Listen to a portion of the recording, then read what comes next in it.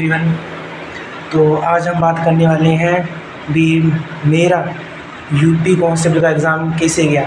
जो 10 तारीख को सेकंड शिफ्ट में यूपी कांस्टेबल का एग्ज़ाम हुआ था, उसमें मेरे कितने नंबर बन रहे हैं। सभी से कोई कह रहा है मेरे 114 बन रहे हैं, कोई 20, मतलब एवरेज मतलब मानी तो 124 के लगभग कह रहे हैं सारी। ठीक है, तो मैंने सोचा कि मेरे भी 124 के लगभग ही होंगे, यहाँ एक दो क्वेश्चन ऊपर होंगे, यहाँ एक दो क्वेश्चन नीचे हो जाएंगे, इसके आसपास ही रहेंगे। ठीक है, तो मैं पेपर का थोड़ा बता देता हूँ भी। मेरे को मैथ बिल्कुल इजी लगी। मैथ में मेरा एक भी गलत नहीं है, और रीजनिंग में मेरा एक गलत है, हिंदी में मेरा एक गलत है।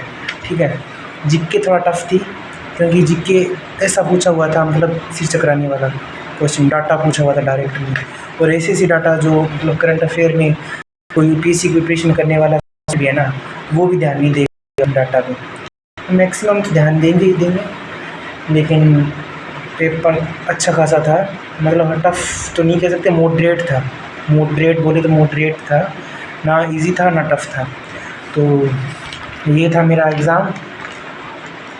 ठीक है, 10 तारीख की सेकंड शिफ्ट में था मेरा एग्ज़ाम। ठीक है, और ये रहा मेरा एडमिट कार्ड, दिखाता हूँ आपको अभी।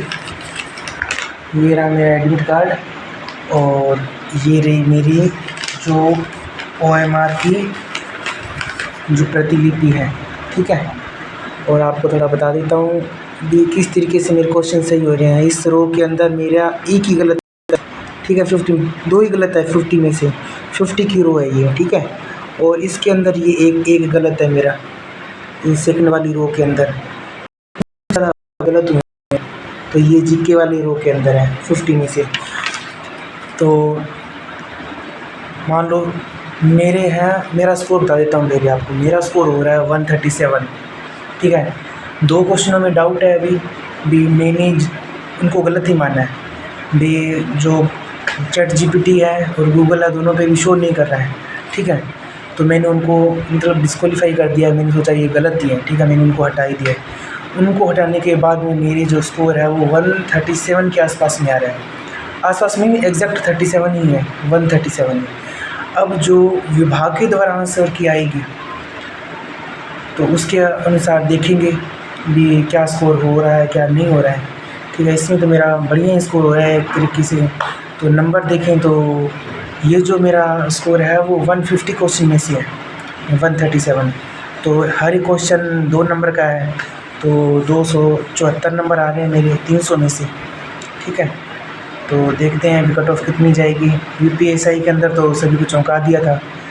जो जनरल की कट ऑफ है वो बहुत ही आई गई थी, और हम जनरल में ही काउंट होंगे उधर अदर स्टेट के अंदर।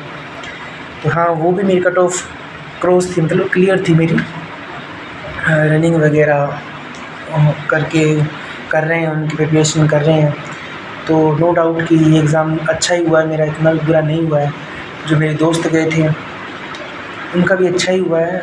उनका स्कोर हो रहा है, मेरे एक दोस्त का हो रहा है 127 के लगभग, 126 के लगभग, इस तरीके से। ठीक है, तो इतना भी टफ नहीं था एग्ज़ाम, ना ही इतना इजी था।